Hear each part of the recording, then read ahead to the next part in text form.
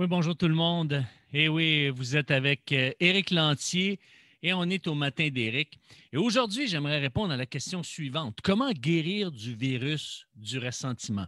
La semaine dernière, on a consacré tous nos lundis matins à répondre à la question suivante. Comment rendre sa conjointe plus amoureuse et plus souriante? Et oui, on a consacré 5 capsules à cet effet lors des matins d'Éric. Les matins d'Éric qui sont diffusés autour de 7h15 chaque matin du lundi au vendredi au Québec et autour de 13h15 en France.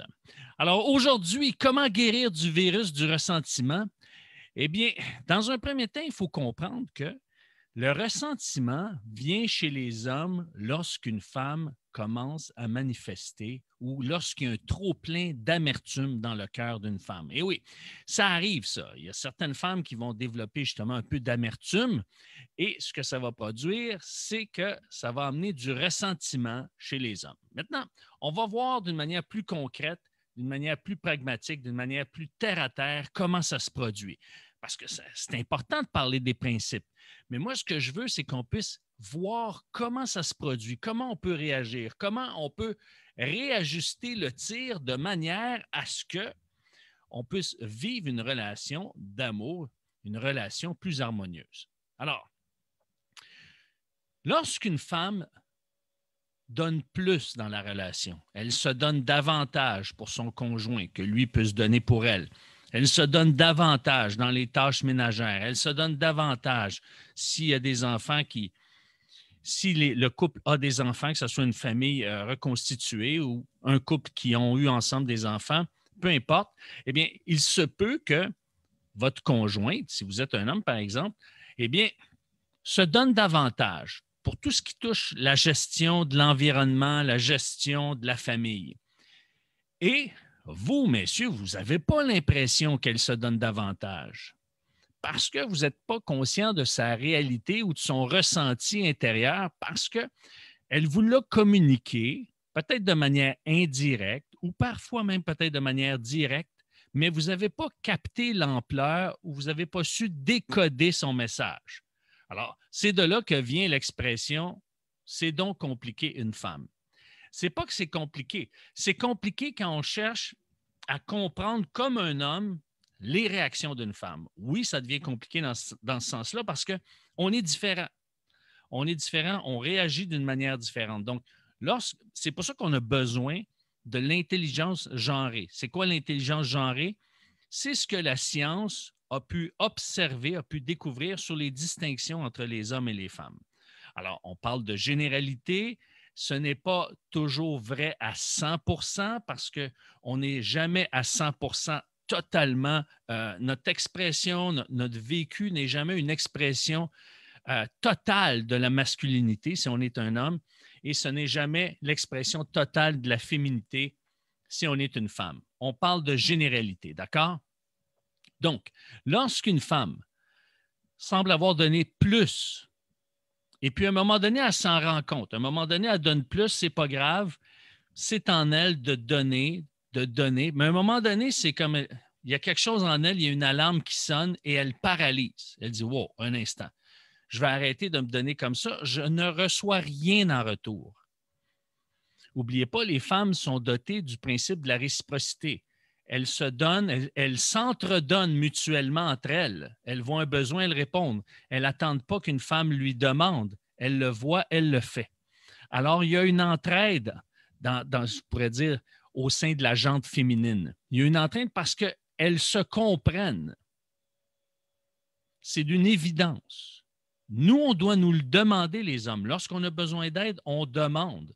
Alors, on ne comprend pas pourquoi une femme ne l'exprime pas d'une manière, ne l'exprime pas clairement. Alors, on doit apprendre à composer avec ces deux réalités. Donc, quand elle sent qu'elle se donne plus, elle paralyse. Mais savez-vous qu'est-ce que ça fait, messieurs? Nous, on est avec le principe d'équité. Bon, on se dit, je donne plus qu'elle m'en donne, mais je vais en donner moins. M'a donné de manière égale. Les femmes ne fonctionnent pas comme ça. Même si vous donnez, ne serait-ce que supposons que le rapport là, à son meilleur est 60-40, 60 pour elle, 40 pour vous, mais vous allez remarquer que même le 40 que vous donnez n'aura plus de valeur parce qu'elle sent que vous ne captez pas le message, qu'elle est carencée. Qu'est-ce qui arrive? Elle ne se sent plus aimée. N'oubliez pas, la semaine dernière, on a vu au travers 5 capsules comment rendre sa conjointe plus amoureuse et plus souriante. Et je vous ai exprimé ce que John Gray a proposé 101 façons de rendre sa conjointe plus amoureuse et plus souriante.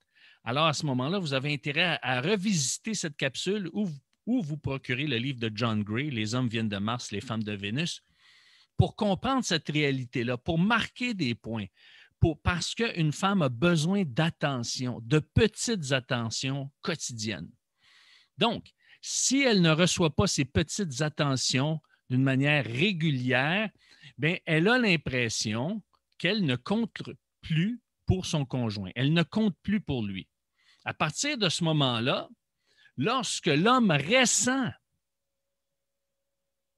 qu'elle est paralysée, elle est moins souriante, elle est moins amoureuse, elle est plus distante, eh bien, qu'est-ce que ça produit? Elle devient amère et lui refoule et il va vivre, il va être contaminé par le virus du ressentiment. Et surtout lorsque va arriver un moment donné où est-ce que non seulement elle va être passive dans la relation, elle va être distante dans la relation, mais elle va se mettre à dénigrer son conjoint.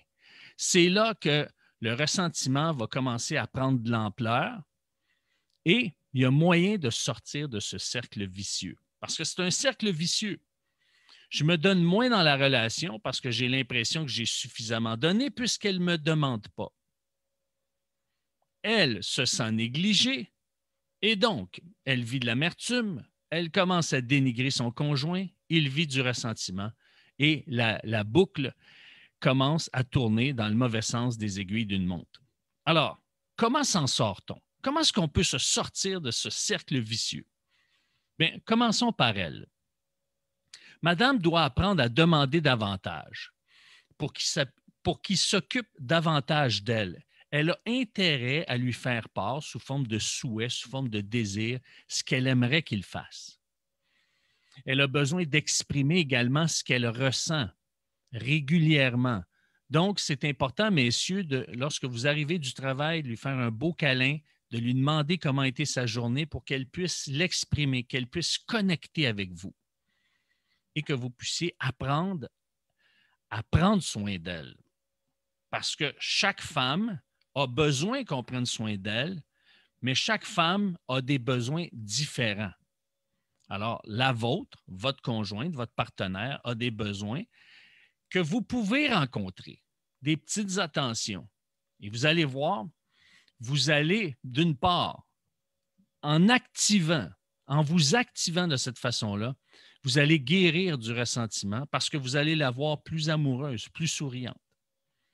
Et c'est pour ça que c'est important de prendre conscience de l'état de votre partenaire, prendre conscience qu'elle a besoin d'amour, prendre conscience qu'elle a besoin d'attention.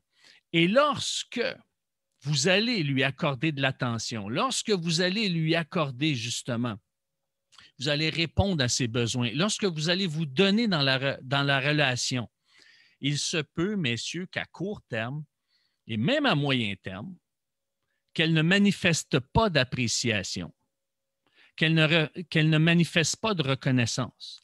Mais moi, je vous invite à persévérer, messieurs. Persévérer parce que plus l'amertume, je vous dirais, a envahi le cœur de votre conjointe, plus ça va être long à regagner son cœur. Parce qu'elle a besoin de voir une constance chez vous. Ce n'est pas juste momentané. Et là, à ce moment-là, vous allez voir qu'en vous donnant, à un moment donné, lorsqu'elle va réaliser que c'est devenu chez vous une routine, lorsque c'est devenu chez vous une manière de vivre, elle va manifester de l'appréciation. Et c'est là, vous, mesdames, que vous avez la carte gagnante entre les mains. Manifester de l'appréciation, manifester de la reconnaissance, manifester justement de la gratitude pour les petites choses qu'il fait pour vous. Ne serait-ce que, par exemple, s'il sort les poubelles, bien, lui manifester de l'appréciation, dire hey, « merci que tu as sorti les poubelles, je l'apprécie, j'aime ça, ça me fait du bien, ça me libère, je suis content que tu penses à ça. » Donc, et si vous devez lui rappeler et qu'il le fait, bien, merci de l'avoir fait, c'est bien apprécié. Alors, des petites choses comme ça, on va faire toute la différence, ça va lui donner le goût de se donner davantage parce qu'un homme carbure à l'admiration, il carbure à la reconnaissance, il carbure à l'appréciation. Alors, ça, c'est important, mesdames, de pouvoir considérer ces choses-là. Donc, dans un couple, moi, on m'a toujours dit, ça en prend deux pour danser le tango. Donc, c'est important que d'une part, vous, messieurs, vous puissiez prendre conscience de l'état de votre partenaire, chercher à connaître ce qu'elle aime, ce qu'elle désire, et vous, mesdames, apprendre à l'exprimer et manifester de l'appréciation lorsque vous recevez, ne serait-ce que des petites attentions de la part de votre conjoint. Maintenant, je vois que le temps file. Demain, de quoi sera-t-il question? Est-ce qu'on doit dire toute la vérité à notre conjoint?